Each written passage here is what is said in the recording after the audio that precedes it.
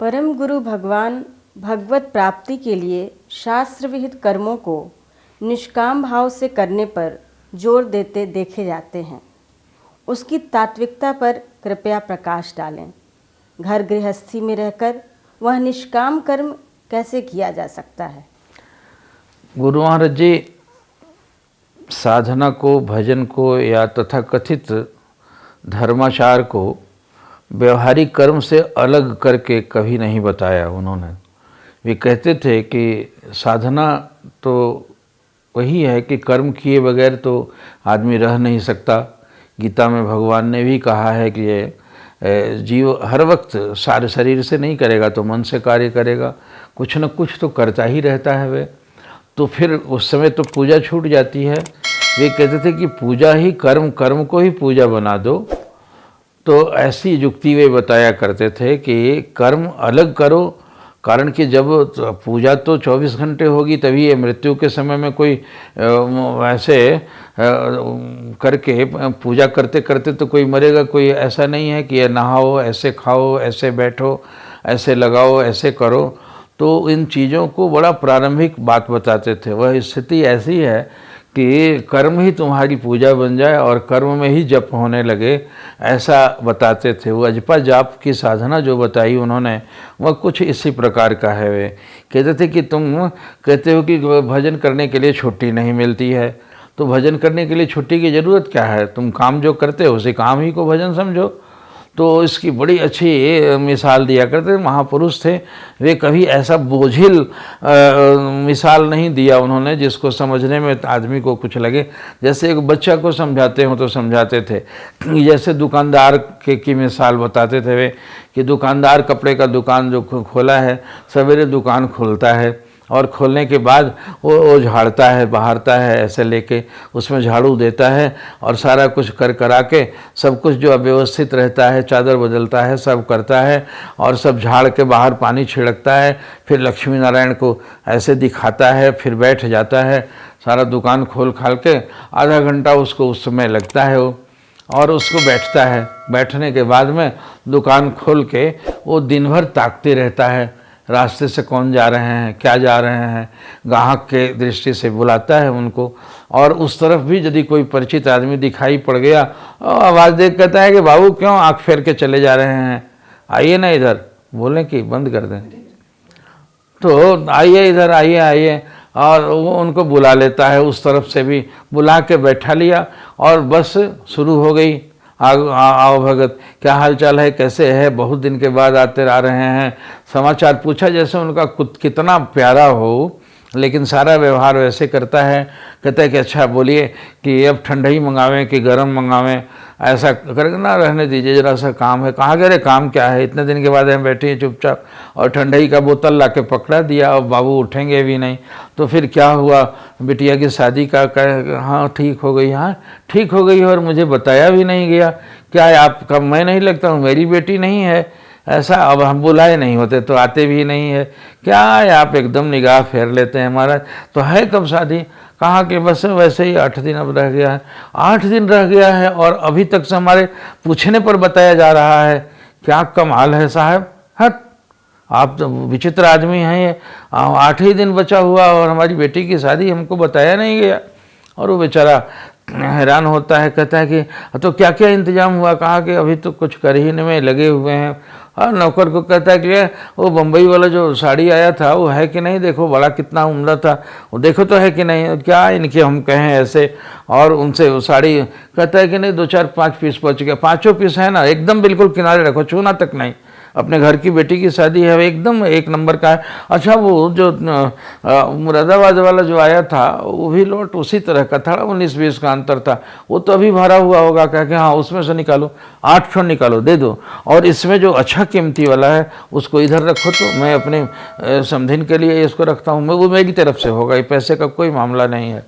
और सबसे कीमती वाला शर्ट जो है वह दे दो, मटका वाला, और ये दे दो, समधी के लिए हमारा होगा और ये दुल्हा के लिए होगा। इसका कोई बात नहीं करनी है। कहा कि नहीं अभी हम तैयार हो के आएंगे ना, चुप रहिए।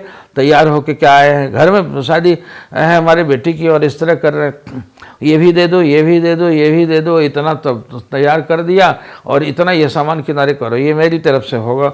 और फिर उसको बंधवाता है और उसके दिमाग में तो कंप्यूटर फिट है, कितने का पैसा ये अपना कह के दिया है ये भी उसी पर डाल देगा, वो उसी पर बांध देगा कि अब वो काहे को देने जाए, कौन समधिन को देता रहता था, दिन भर समधिने में उसका दुकान ही चट हो जाती। और इतना नाटकीय ढंग से महाराज जी कहा करते थे। और उसके बाद में सब बांध के बंडल बना दिया और फिर जब तब तक से इनका ये अपना ठंडाई ख़त्म हो रही है और उसके बाद में ऐसे ऐसे जोड़ा और उसके बाद ऐसे करके एक किनारे में कहा कि ये चुपचाप रख लीजिए, देखिए मत, ये अभी बिल्कुल शादी ब्याह हो जाए, घर की चीज़ है वो, और इसको रख लीजिए चुपचाप। नहीं अब इतना अभी तो तैयार फिर नाम लेते हैं तैयार होने के लिए, अरे रिक्शा वाला बुलाओ, रिक्शा वाला बैठा दिया, रिक्शा का भी किराया दे दिया, लेकिन रिक्शा का किराया और समधिन वाला कपड़े का दाम उसी पर जोड़ दिया गया है और चुपचाप उनको बैठा दिया, ले जाकर वहाँ पहुँचाओ, रिक्शा का किराया भी दे दिया। अब देखो ऐसे ही दिन भर दूसरा आया उससे भी वैसे ही, तीसरा आया उससे भी वैसे ही, और सारा दिन 8 बजे रात तक से और इस तरह से बेचता है। लेकिन बीच में कभी पैसा का नाम लिया कि हम पैसा कमाने के लिए यहाँ बैठे हुए हैं? और मन में एक एक हरकत, वो पिलाना भी, मेरा कहना भी, सब कुछ भी है पैसे का।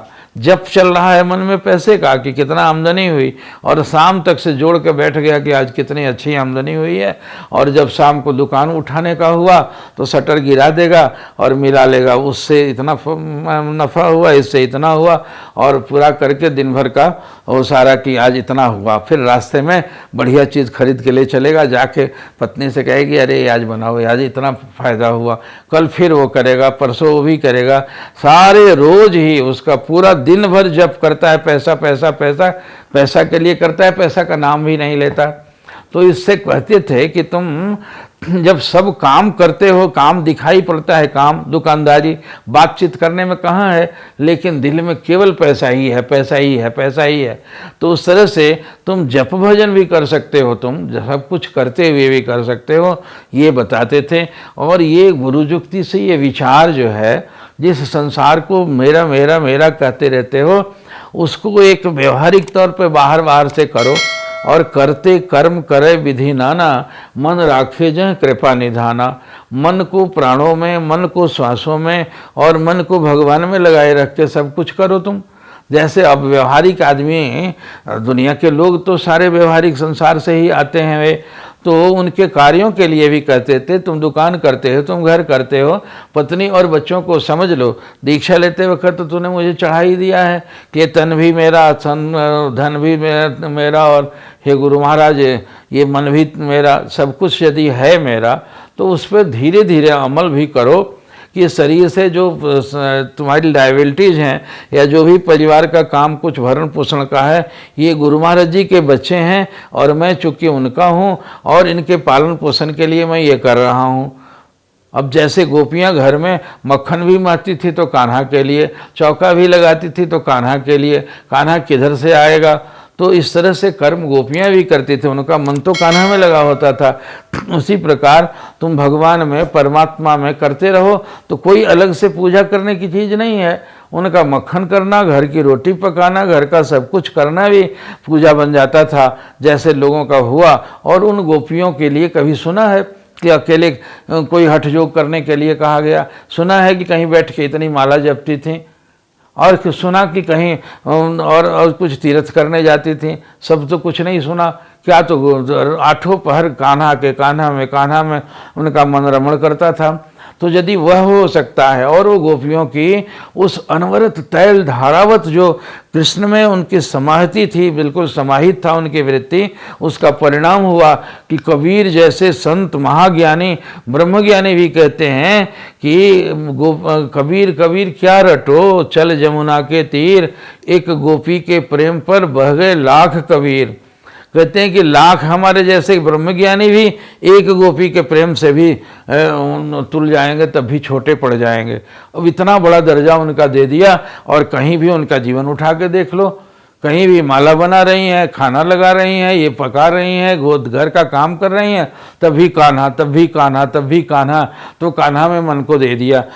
तो तुम प्रेम से चाहो तो कि हम भगवान का भजन करने के लिए ये शरीर मिला है, तो तुम्हारा कोई भी कार्य इससे उसमें बाधा नहीं डालता, बल्कि कार्य वही होता है। अर्जुन को तो कहा, तो कहता रहा था कि जंगल भेज दीजिए, मैं जाता हूँ तप करने के लिए। तो भगवान ने नहीं कहा कि ये तुम जंगल मत जाओ, तुम योद्धा हो, तुम क्षत्रिय हो, और तुम इस तरह से युद्ध ही कर सकते हो। और युद्ध को पूजा बना दिया कि नहीं बनाया। इतने लोगों को बाप दादे सबका संहार करने के बाद उसे कोई हत्यारा तो नहीं कहता, वो भक्तराज कहलाता है। और किसके कहते हैं कि वे उनके लिए तो इतना दर्जा कृष्ण ने दिया है कि मैं पांडवों में धनंजय हूँ। अपने आप को कहते हैं कि मैं पांडवों में अर्जुन मैं ही हूँ। और युधिष्ठिर जी को नहीं कहा, सबको नहीं कहा, वो कहते हैं कि मैं पांडवों में धनंजय हूँ। तो धनंजय ने क्या किया, तो किसी ने पूछा था कि आप क्या देखते हैं, कोई गीता का पाठ कर रहा था कोई बुढ़िया, तो बेचारी सुन रही थी। वो बुढ़िया से पूछा गया कि माता तुमको तो संस्कृत और उसका जटिलता समझ में आ नहीं रही थी, तो तू क्या बड़े आँख खोल के सुन रही थी। कहें कि मुझे यही लगता था कि कुरुक्षेत्र का मैदान है और चारों तरफ मार सेना खड़ी है, उसमें भगवान बैठे हुए हैं, ऊपर में रथ पकड़े हुए हैं और अर्जुन केवल कर रहा है। मुझे तो केवल अर्जुन और भगवान ही दिखाई पड़ रहे हैं, और क्या बोलते हैं समझाते हैं इससे हमको मतलब नहीं है। मैं वही केवल देखते हुए पूरी कथा और गीता सुन गई, तब भी कहती है कि एक ही मात्र वही दिखाई पड़ रहे हैं। तो ये भक्ति का रूप है कि जिस तरह से कार्य व्यवहार में रह के भी, नौकरी चाकरी घर गृहस्थी दुकानदारी करके भी कैसे भजन किया जा सकता है, उसी भजन को उन्होंने अजपा जाप करके गया। जो जप मुँह से हो ही नहीं, कारण के मुँह से और कुछ करते होंगे तो कैसे जप करेंगे। जप मन से होता है, और एक दिन में नहीं होगा, 2 दिन में नहीं होगा। अभ्यास करे और अनुराग पूर्वक करे। फिर सबके साथ में ज़रूरत है गुरु का संग होना और उनकी सत्संगति हासिल करना।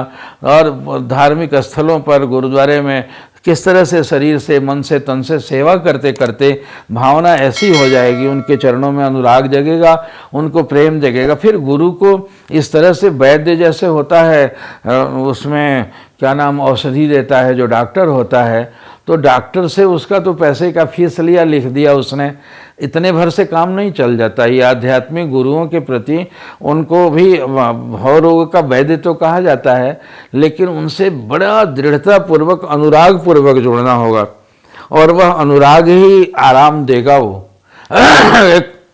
एक डॉक्टर की बात सुने थे कि वो नज़र से उस थेरेपी से ठीक करता था, वो दवाई नहीं देता था, और रोगी लोगों को, साधक था, बड़े ही क्रिश्चियन था कोई, और इस तरह से साधना करके आता था टाइम पर, तो सारे रोगी ताकते रहते थे एकटक हो, और ताकते ताकते जब जाते थे तो उन पर आँख में आँख डाल के इस तरह से स्नेहपूर्वक उनको छू के ताकता था कि उसी से उनका रोग जो है कष्ट थोड़ा दूर हो जाता था। और इसी तरह से सबको देखता था और देख के चला जाता था, यही उसके ट्रीटमेंट का तरीका हुआ करता था। उसी तरह से गुरु भी इस तरह से नहीं कि कोई फीस दिया हुआ है, 500 रुपया दक्षिणा दे दी और इतने से काम चल गया, ये सब नहीं होता है। चाहे कुछ दिन टांग दबा दिया, उनके आश्रम में कुछ कर दिया, जीवन भर के लिए उनके मन से मन को मिलाना और उनको अपना प्रेम उपास्य प्रेमास्पद समझ के उनसे खूब अनुरक्ति पूर्वक जुड़ा होगा तो क्या होगा। गुरु महाराज जी कहते थे कि हमसे प्रेम जो है हमारे इस संसार से प्रेम होगा, या ये हमारे आश्रमों से इस व्यवस्था से प्रेम करोगे गुरु महाराज जी के नाते, तो वो प्रेम क्या होगा। तो गुरु महाराज का स्वरूप क्या है, वो उनका जो शब्द स्वरूप है, उपदेश स्वरूप है, उस उपदेश से तुमको प्रेम जगेगा। कारण कि ये स्थूल शरीर तो हमारा भी है, और ये शरीर स्थूलता तो सबको यदि फंसाता है तो ये भी फंसाएगा। इसके लिए बड़ी अच्छी युक्ति कहा करते थे वे कि जैसे तुम्हारे पाँव में कांटा गहरा गड़ गया हो और खूब कड़क रहा हो, तो उस कांटे के उपचार के लिए क्या करोगे। अब उंगली से तो जाएगा नहीं, तो एक दूसरा कांटा लोगे, और वो कांटा भी सुई है, वो कांटे जैसा, ये चाकू से नहीं निकलेगा।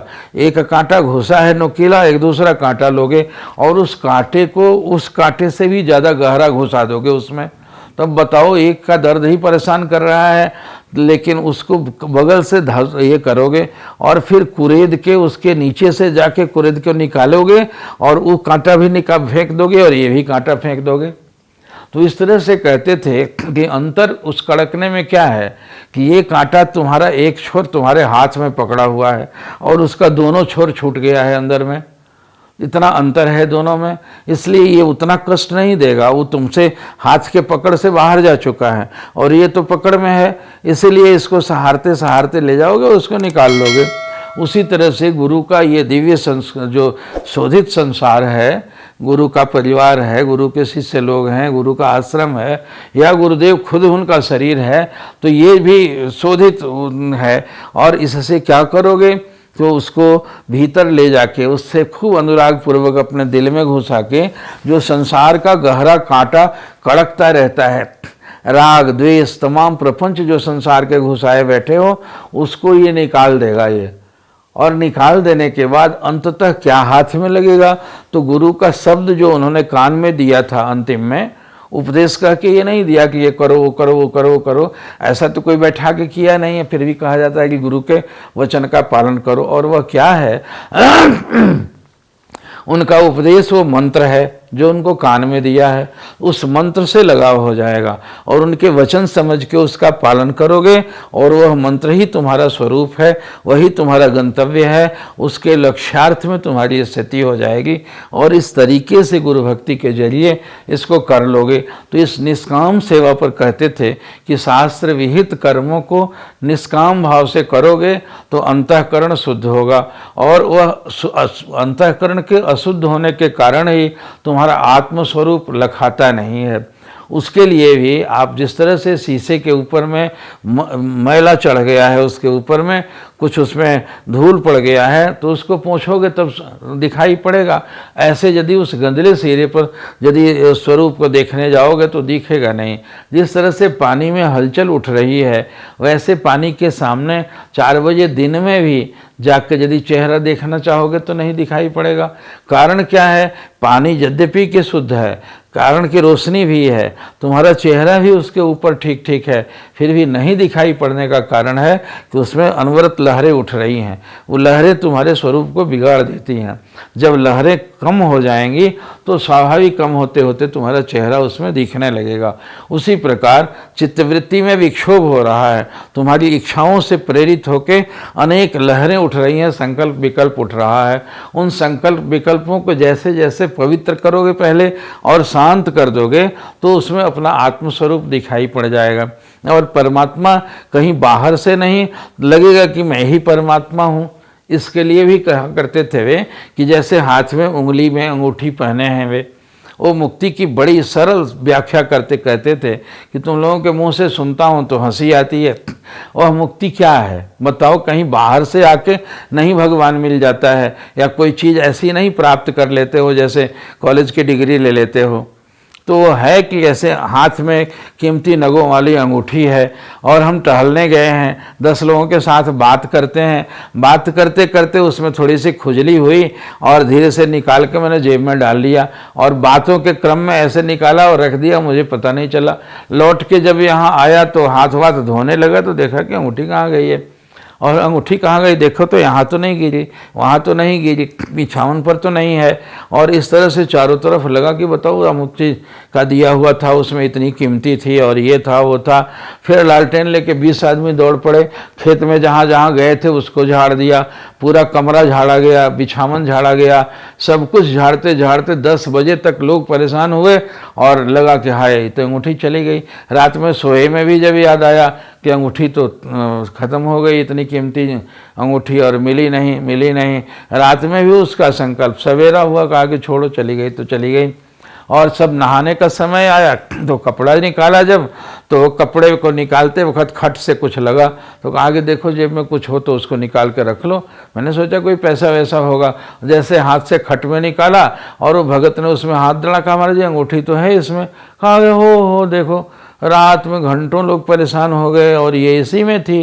तो उसी तरह से कहते थे कि जितना धर्म का जो कुछ भी आडंबर इतना ज़्यादा पसारा गया है, चारों धाम करो तो ये करो तो वो करो, तो ऐसे बैठो तो ऐसे उठो, ये मत करो तो ये करो, और इससे जब प्राप्त होते होते अंतःकरण शुद्ध होता जाएगा तो अंत में लगेगा क्या, जो अंगूठी को खोजते थे इतना दूर जाके वो तो मेरे पास ही थी। वो तो आत्मा, वो परमात्मा, वो ब्रह्मानंद, वो तमाम चीज़ जो है तुम्हारा स्वरूप ही है। उसमें विस्मृति होगी तो प्राप्त को अप्राप्त समझने लगे हो तुम, ये भूल हो गया है। प्राप्त ही, लेकिन इसको अप्राप्त मान के, जैसे कस्तूरी कुंडल बसे और मृग ढूंढे बनवाए।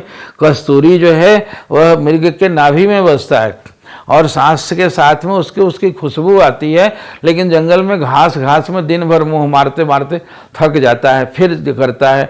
जन्म से ही वो खोज रहा है लेकिन मिलता नहीं है, और मिलता कब है, जब उसको हिरण को मार के निकालने वाले उसके नाभि से निकाल लेते हैं, तब था भीतर में ही लेकिन मिला नहीं।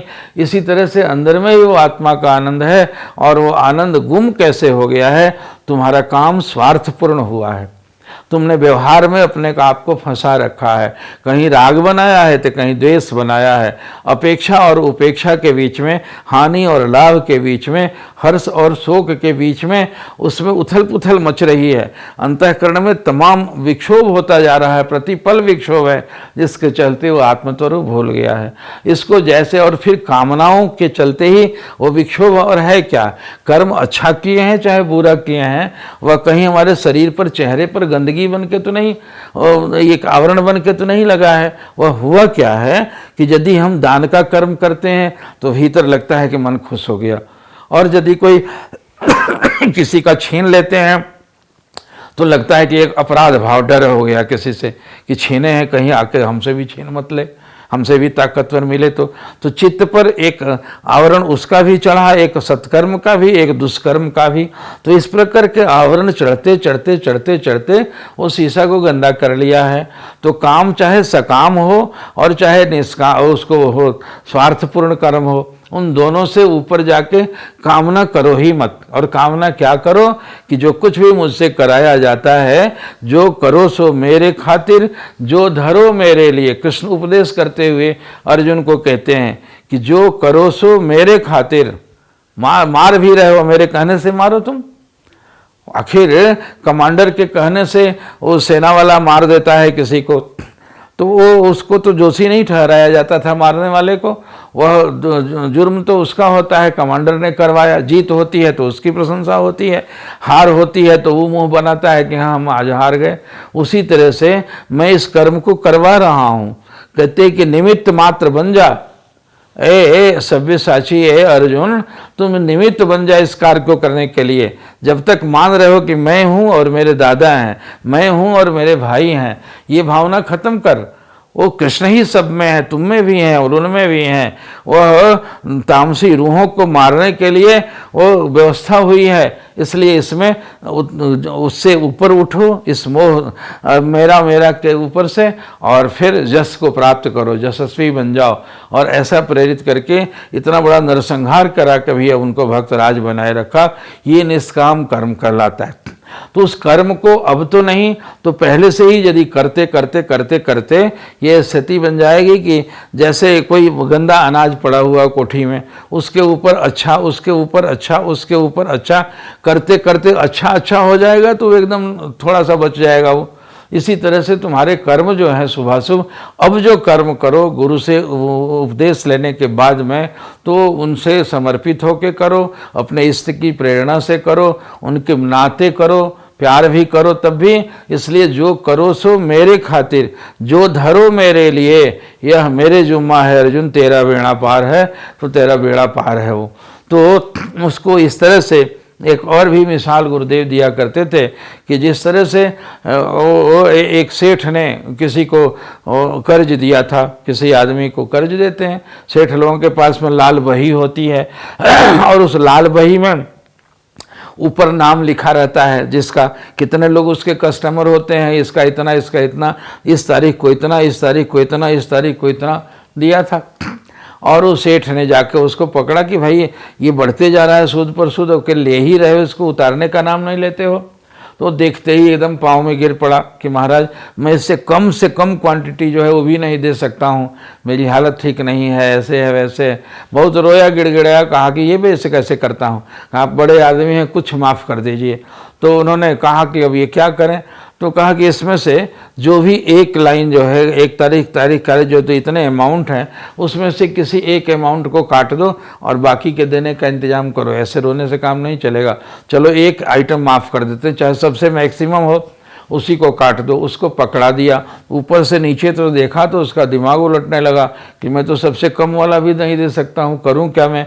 तो उसने पूछा कि तब तो एक तो काट देंगे, एक आइटम तो माफ़ कर देंगे ना। कहा हाँ माफ़ कर देंगे, आप वादा कीजिए सेठ जी, एक तो माफ़ कर देंगे ना। हाँ भाई कह तो रहे हैं किसी एक को काट दो। और लाल पेन दे दिया था, तो उसके ऊपर में उसका नाम था, उस पर उसने लाल फेर दिया और उसको कट गया। कहा कि लीजिए। कहा कि ये क्या किया ना, कहाँ काटा तुमने।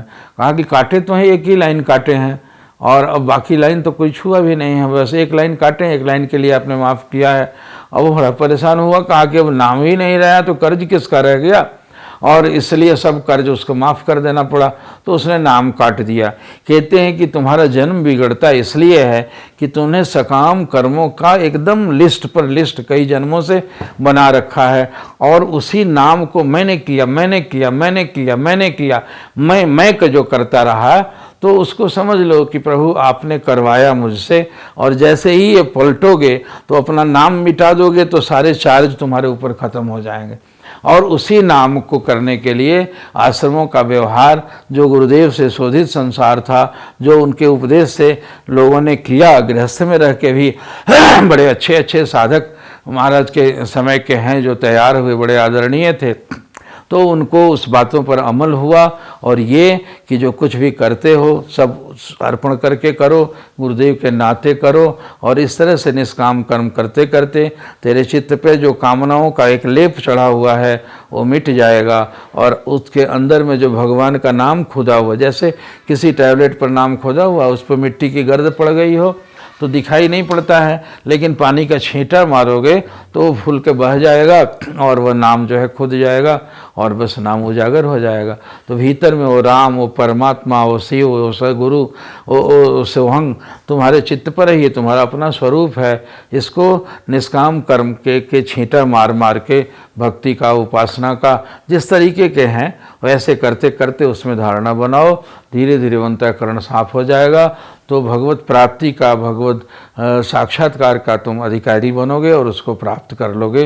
ये तरीका था उनको। इसलिए एक लाइन पर उनके सारे प्रवचनों में एक ही उसका थीम हुआ करता था कि शास्त्र विहित कर्मों को, हाँ शास्त्र ने गुरु भक्ति का, भगवान की भक्ति का या तमाम चीज़ों का जो उपदेश दिया है, उन शास्त्र में जो विहित कर्म है उनको भी करो, लेकिन निष्काम भाव से करो। और उस निष्काम भाव करने से अंतःकरण शुद्ध होगा, और शुद्ध इसी प्रकार होगा कि उस प्रकार से मैल छट जाएगी और तुम्हारे भीतर का भगवत्ता जो है वो प्रकट हो जाएगी, वो आनंद के रूप बन जाओगे और उसको प्राप्त कर लोगे।